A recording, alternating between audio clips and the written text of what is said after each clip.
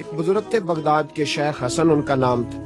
وہ جب نماز کی امامت کرتے نا، بغداد کی جامع مسجد کے امام تھے، جب امامت سے فارغ ہوتے تو کہتے اے اللہ میرے شہر کے اس تاجر کی 2 بیویوں پہ اپنا رحم فرما، اے اللہ میرے شہر کے اس تاجر کی 2 بیویوں پہ اپنا۔ وہ شاگرد اکثر سنتے یار نماز کے بعد استاد جی دعا کرتے، شاگرد پوچھتے حضور اس تاجر کی وہ بیویاں، نہ تاجر کا نام نہ بیویوں کا پتہ، آپ فرماتے تمہیں کیا، میں دعا کرتا ہوں جس رب کی بارگاہ میں کرتا ہوں اس رب کو تاجر کا بھی پتہ ہے، بیویوں کا بھی پتہ ہے۔ ایک دن سارے شاگرد اکٹھے ہو کے بیٹھ گئے، استاد جی آج بتائیں تو صحیح معاملہ کیا ہے، آج ذرا آپ بات تو کریں، تاجر کون سی بیویاں؟ تو شیخ حسن فرمانے لگے کہ بغداد کا ایک تاجر تھا، بے اولاد تھا۔ اللہ اکبر۔ تو وہ اکثر تجارت کی غرض سے ملک شام جایا کرتا تھا،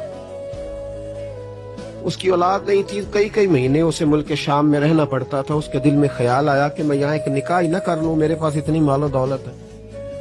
تو وہ گیا، اس نے وہاں جا کے ایک شادی کر لی، مکان بنا لیا، نکاح کر لی۔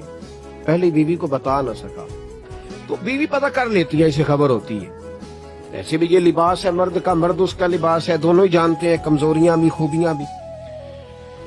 تو وہ جب اس دفعہ تاجر آیا نا، 2-1 دفعہ ملک شام سے نکاح کے بعد، تو بیوی محسوس کرنے لگی کہ بدلے بدلے سے میری سرکار نظر آتے ہیں، نہ تو کپڑے دھلنے والے ہیں، نہ اس طرح اس کی طبیعت ہے، کوئی معاملہ ہے۔ لیکن فرما بردار بیوی تھی تو ڈائریکٹ شوہر سے سوال نہیں کیا، ایک جاسوس کے ذمہ لگایا کہ ملک شام جا کے پتہ تو کر ماجرا کیا ہے۔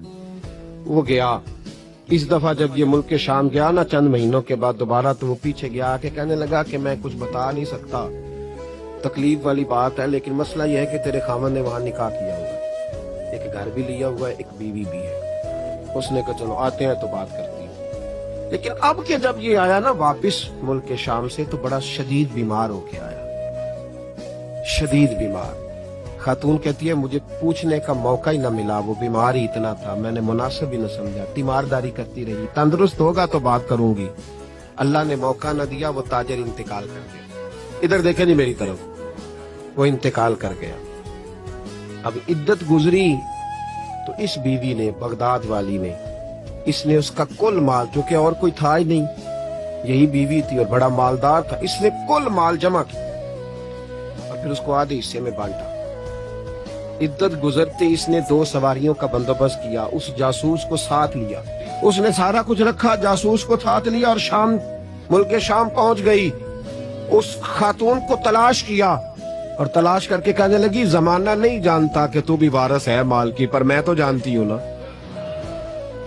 میں تو جانتی ہوں نا۔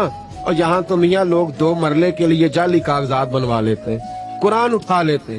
خاتون ہو کے، شیخ حسن کہتے ہیں عورت ہو کے جا کے کہنے لگی کہ یہ تو کہ تیرا مال ہے تو میں آدھا لے کے آئی ہوں، آدھی وارث تو ہے اور آدھی وارث تو رکھ اپنا مال۔